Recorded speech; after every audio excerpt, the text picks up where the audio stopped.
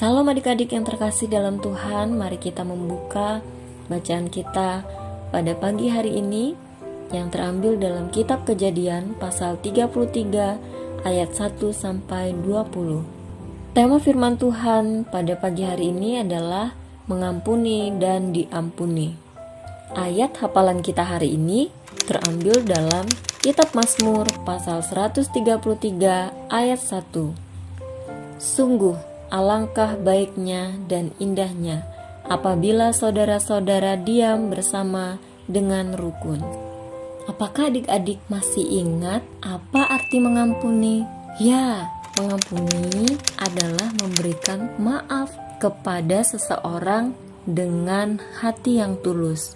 Hari ini kita mau melihat bagaimana dua orang bersaudara yang saling mengampuni dan diampuni.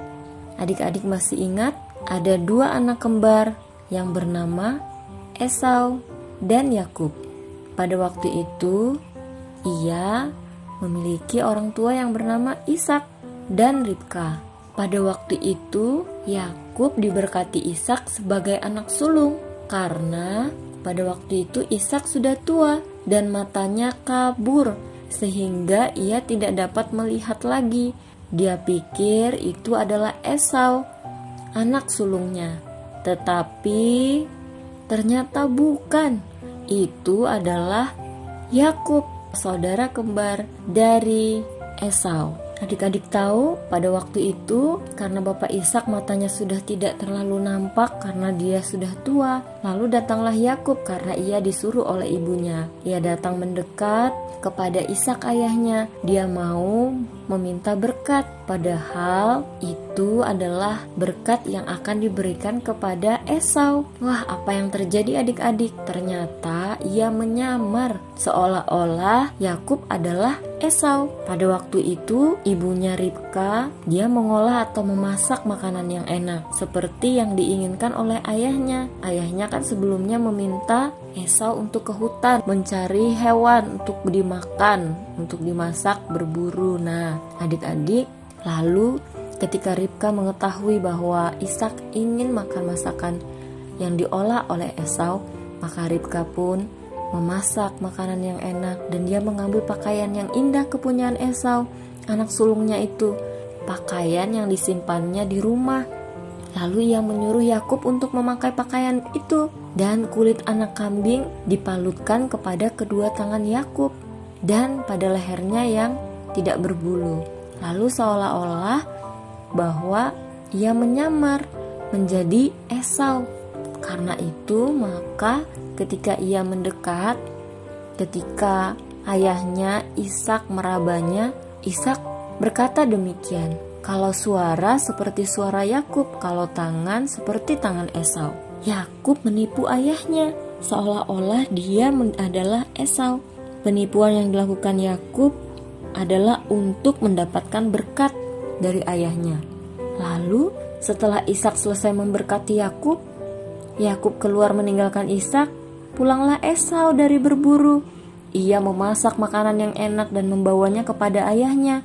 Dia mengatakan, "Bapak, bangun dan makanlah daging buruan masakan anakmu ini, agar engkau memberkati aku." Tetapi Ishak ayahnya bertanya, "Siapakah engkau?" Sahutnya, "Akulah anakmu, anak sulungmu Esau." Lalu terkejutlah Ishak dengan sangat. "Siapa yang tadi datang memburu binatang dan membawa makanan itu kepadaku? Aku telah memakan semuanya sebelum engkau datang, dan aku telah memberkati dia. Dia orang yang tetap akan menjadi orang yang diberkati." Adik-adik tahu setelah Esau mendengar perkataan ayahnya, menangislah ia meraung-raung, sangat keras, hatinya sangat sakit. Lalu ia berkata, "Ya Bapak, berkatilah aku ini ya Bapak." Lalu ayahnya menjawab, "Adikmu telah datang dengan tipu daya dan telah merampas berkat yang untukmu itu." Akhirnya Esau menaruh dendam kepada Yakub adiknya karena berkat yang telah diberikan oleh ayahnya kepadanya. Dan Esau berniat untuk membunuh adiknya. Lalu ibunya mengetahui hal itu dan memanggil Yakub, anak bungsunya. supaya ia pergi kepada Laban pamannya untuk tinggal di sana. Masing-masing akhirnya mereka menjalani kehidupan bersama keluarganya sendiri di tempat yang berbeda. Meskipun begitu, kedua orang bersaudara kembar ini tidak merasa tenang, seperti tidak damai hatinya karena persoalan waktu itu belum selesai. Akhirnya pada waktu itu Yakub mengirim utusan untuk melakukan perdamaian antara Esau dan Yakub.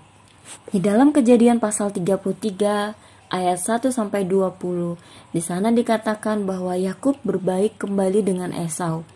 Yakub berinisiatif rindu untuk berdamai dengan kakaknya Esau. Nah, lalu ia pergi dan diiringi oleh 400 orang, dan ia pergi bersama dengan anak-anaknya, dengan budaknya, dengan istrinya untuk menemui Esau. Adik-adik tahu, pada waktu itu Yakub berjalan di depan mereka dan ia sujud sampai ke tanah 7 kali hingga ia sampai ke dekat kakaknya itu, kakaknya yang tadi bernama Esau. Tetapi Esau berlari mendapatkan Yakub, lalu ia dipeluk erat-erat dan dicium, lalu menangis-nangislah mereka berdua, saling bermaaf-maafan. Nah, adik-adik, dari cerita hari ini kita diajarkan supaya kita tidak berbuat curang atau menipu atau berbohong dengan orang tua kita. Yang kedua, kita diajarkan supaya kita saling memaafkan sebagai sesama saudara. Kita harus saling berdamai. Dan yang ketiga, kita harus berani meminta maaf jika kita salah. Dan kita pun harus bersedia mengampuni orang yang bersalah kepada kita. Karena Tuhan suka dan mengasihi anak-anak yang mau berdamai dengan orang lain yang sudah berbuat jahat kepadanya. Sebelum bertemu dengan Esau pun, Yakub berdoa kepada Tuhan dan Tuhan menolongnya. Nah, adik-adik yang terkasih dalam Tuhan, saat ini sedang sakit hati, kecewa, merasa marah dengan seseorang, entah itu saudaramu, entah itu orang tuamu, entah itu tetanggamu atau teman atau sahabatmu. Tetapi ingat satu hal, ketika kita berinisiatif, kita mau merendahkan diri untuk menjalin hubungan yang baik dengan seseorang, kita mau hidup damai dengan semua orang, maka Tuhan akan memberkati hidup kita. Ingat, kita harus belajar dari Yakub dan Esau. Mereka saling mengasihi dan mengampuni sebagai saudara. Tidak boleh ditampung amarahnya, tidak boleh dendam satu sama lain, karena Tuhan tidak senang. Ingat ayat hafalan kita tadi, sungguh alangkah baiknya dan indahnya apabila saudara-saudara diam bersama dengan rukun, maka Tuhan akan mencurahkan atau memerintahkan berkat turun ke atas keluarga kita, ke atas hidup kita. Sebagai anak-anak Tuhan, kita harus hidup damai dengan orang lain, dengan saudara, dengan papa mama, dengan tetangga, dan dengan semua orang, supaya melalui hidup kita nama Tuhan dimuliakan.